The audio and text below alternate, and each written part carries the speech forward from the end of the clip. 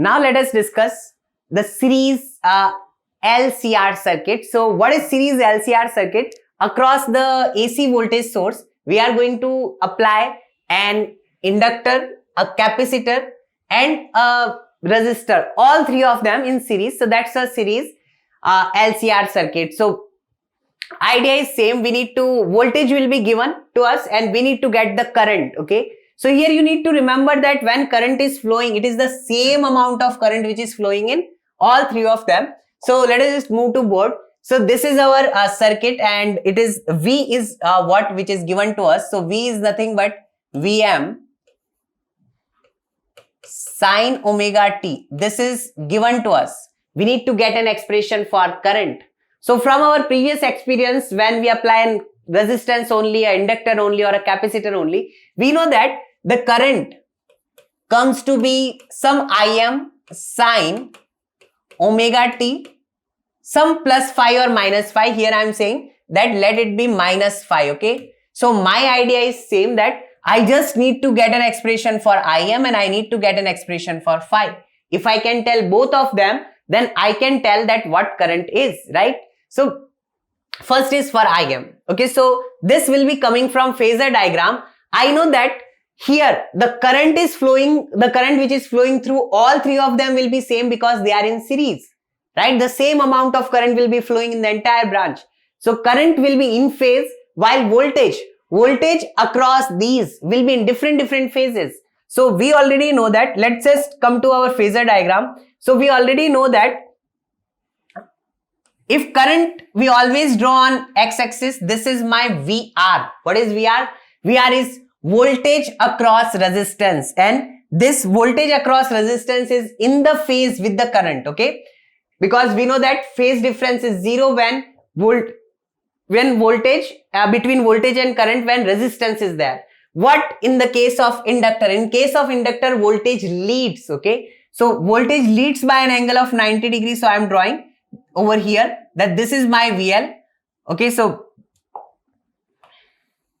this is my VL and VL is at an angle of 90 degree. What about VC? Voltage lags. Okay, voltage is behind the current, so it is at an angle of minus 90 degree. Here if I write, then this is my VR, this is my VL and this is my VC. So these are three voltages, and the addition, phasor addition of all three voltages. See, phasor addition is nothing but the vector addition. It's just that we don't call the voltage is not a vector, so we can't draw the vector diagram. So we'll be saying it is a phasor diagram, and the addition of all three of them will be somewhere here. The net will be somewhere here. Okay, so what can we say? We can say that this is my VR and the height, this is nothing but my VL minus VC, because this is VL, this is VC. So assuming VL is bigger, so it is VL minus VC. So this is nothing but VL minus VC and this thing is nothing but VR. And the phasor addition of both of them is my net V. So total V. So I'll be saying that V is nothing but VR square plus VL minus VC whole square.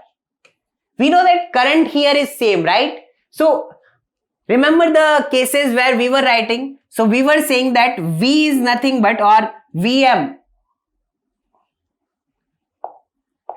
So Vm is nothing but Im into R when resistance was connected. Vm is nothing but, it is Im into XL when inductor was connected, and Vm is nothing but Im into XC when capacitor was connected. Okay, so if all three of them are connected, then we have to introduce a new quantity which is similar to resistance or inductive or capacitive reactance, and that quantity is Z. Z is known as impedance. So I'll be saying let my Vm be nothing but Im into Z. Z is called impedance. Okay, so if I write V is nothing but V is total current into impedance, and impedance is the kind of effective total opposed by capacitor, inductor and resistor, all three of them. Okay. So what is VR? VR is nothing but, one second, it should be square of that, because this square is equal to this square plus this square, and square of this will give me VR. What is VR? VR is I is the amount of current. So VR is nothing but V is potential difference across R is I into R, and I is same, right? So it is nothing but IR, and square of that is this, plus what is VL? VL is nothing but I into XL. So it is I into XL minus I into XC and whole square. So from this entire equation, you can cancel out the I square, and this is also I square, right? When it comes, you can take that common, it comes out of the bracket, it is I square. And this is what we get. The Z square is nothing but R square plus XL minus XC whole square. So this is my Z, and we will be saying that IM is nothing but VM by Z. So IM is nothing but VM by Z. And what is this Z? This Z is root over R square plus XL minus XC whole square. So this is my peak value of the current, that is peak value of the voltage divided by impedance, and this is how we have found impedance. Impedance is a combination of resistance, inductive reactance and capacitive reactance. Now first purpose is fulfilled, we got this. The second purpose is to know phi. So phi is what? Phi is the phase difference, and as per this figure, like you know that V is on 0, right? And the current is minus phi. So who is lagging? It is the current which is lagging by an angle of phi. So here if you come to this, see, here we are saying that V is leading by an angle, and that's the thing, V is leading by an angle of phi. So this angle must be phi. And if we want to get this, then we can use the tan. So we will write the tan phi. Again I am using the phasor diagram, nothing but vector diagram. So it is nothing but this upon that. So VL minus VC by VR. What is VL?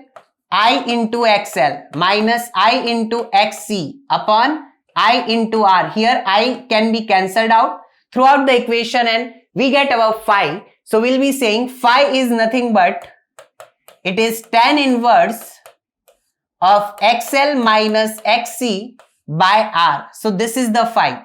Again, just revisiting all the things. So we'll be saying that if V is given by Vm sin omega t for an RLC circuit or LCR circuit, then current should be a peak current sin omega t minus phi. There are two things which we need to tell. One is Im, another is phi. And Im is nothing but Vm by Z. What is Z? Z is known as impedance. So let us discuss about the impedance first. So impedance of this circuit is defined as under root R square plus XL minus XC whole square. The derivation of this we have already done. And the XL is what? XL is basically L omega. And what is XC? 1 by C omega. The definition of XL and XC we have already done, right? So if you want to write in terms of L, R, C and omega, what is omega? Omega is angular frequency of alternating voltage source, right? Then you can write this, or otherwise I would suggest that we always remember this expression for impedance. And the next thing is to get the phase difference phi. So phi is nothing but, it is tan inverse XL minus XC by R. If you want, then you can also say XL is L omega, XC is 1 by C omega, or instead of omega, if you want to replace it with frequency, then instead of omega, you can write 2 pi F. F is the frequency, or here 2 pi nu. Nu is the frequency of alternating voltage source. Now there is a question, and this question says, a series AC circuit has a resistance of 4 ohm and a reactance of 3 ohm. What is reactance? See, when they are saying it is, they are having a reactance. They are not saying capacitive or inductive, means it is the combination of these two. So it is XL minus XC part is called reactance of 3 ohm. The impedance of the circuit is. So we'll just apply the formula. We know that Z is nothing but root over R square plus XL minus XC whole square. So this is root over R square, resistance is 4 ohm, so 4 square plus XL minus XC, entire thing is reactance and that is 3. So 3 square and we know that answer comes to be 5. And unit of impedance is also ohm because unit of resistance, capacitive reactance or inductive reactance, all of them, and impedance, all of them is nothing but ohm. So answer is A. Now let us discuss the series AC circuit again, but only L and R are there. The C is absent. So if only L and R are there, we will be saying that again we are applying the same AC voltage Vm sin omega t. How do we, again there are two things which we need to get. One is Im, another is phi. How much will be phi and how much will be Im? We know that Im is nothing but Vm by Z. But what is Z? Z in such case is nothing but root over R square plus XL minus XC whole square. Here we say that there is no capacitor, so just don't write XC. So it is XL square. So this is going to be my Z. Okay, and this is my Im. Another thing is phi. So we know that in case of a inductor, okay, inductor only, the voltage leads by an angle of 90 degree. So if there is a resistor and inductor, okay, so voltage will still lead but by an angle which is lesser than 90 degree. So somewhere between 0 and 90 degree. So how much will be that? That will be tan inverse XL by R. And who will lead it? Here the voltage will be leading. So here the voltage is already given. We'll say current will be lagging. If we have to by an angle phi. So if we have to write an equation for current, this in current is nothing but Im sin omega t minus phi. So current is lagging by an angle of phi and current is given by this expression. What is Im? We have already said what is Im, Vm by Z, but Z is given by this. There is no XC in this case. And what is phi? Phi is given by again this expression. So current is given by that and the Im is Vm by Z. Z is under root R square plus XL square. And what about phi? If we go about the phasor diagram, here the angle is somewhere between 0 and 90, right? So VL is always drawn here, VR is here, and the resultant V will be somewhere here. And this angle is phi, which is nothing but tan inverse VL by VR or XL by R, because I is again common. So it is tan inverse XL by R. And power factor. Power factor is basically cos phi. Let us just have a look at this diagram. So this is my R, this is my XL, and this is my Z, the overall, right? So cos phi is what? R by Z. So R by Z, and Z is what? Under root R square plus XL square. And if we are talking about the power, power is basically VRMS into IRMS into cos phi. So power is VRMS, IRMS into cos phi, and cos phi is nothing but R by Z. So this is my power or the average power consumed by an LR circuit. The next type of circuit is the RC circuit. The same thing which we are going to do it, just this is only R and C. So we'll just write XL is equal to 0 in the previous case. Okay. So idea is same. We will say that we will have to find Im, that is Vm by Z, and Z this time is nothing but the total impedance is nothing but under root R square plus XL, which is 0. So XL minus XC whole square. So XL is 0 because inductor is not there. There is only capacitor. So we'll say 0 minus XC whole square, and that comes to be XC square. XC square. So we'll be writing XC square. So this is my Im. What about the phi? So here we know that when there is a capacitor, voltage lags. So here the voltage is behind and current is leading. So voltage is on 0. So current must be plus phi, right? So we'll be saying that phi is nothing but tan inverse. I'm not writing XL minus XC. I'm simply writing XC by R. And this is a positive angle, and here current will be leading rather than voltage, because in a capacitive circuit the current is basically voltage is lagging and current is leading. So I'll be writing plus phi. So how the current is given by? Current is given by Im sin omega t plus phi. Im, we have already discussed what is Im. Im is Vm by Z. And what is Z? Z is under root R square plus X square. And what is phi? Phi is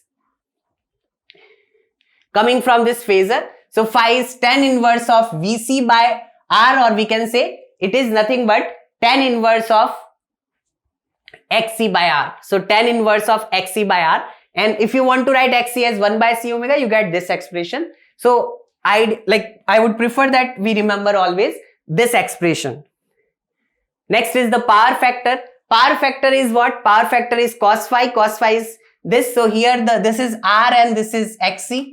And cos phi is nothing but R divided by Z. So it is still same R divided by Z, but the Z is under root R square plus X square. Previously it was under root R square plus XL square.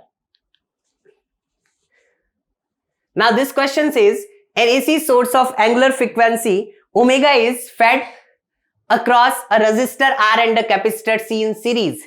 Now the current resisted is I. So initially the current is I. Now they are saying if now the frequency of the source is changed to omega by 3, the current in the circuit is found to be halved. Calculate the ratio of reactance of the resistance at the original frequency. Calculate the ratio of reactance of the resistance. Reactance and resistance. That is, they are asking what is Xc by R. Okay, so they want to us calculate what is Xc by R at initial original frequency. So what is Xc? They are asking 1 by C omega and R. This is the thing which we need to calculate at the original frequency. So original frequency is omega by C. Now they are saying when omega becomes omega by 3, current becomes half. So we know that current is nothing but Vm by Z.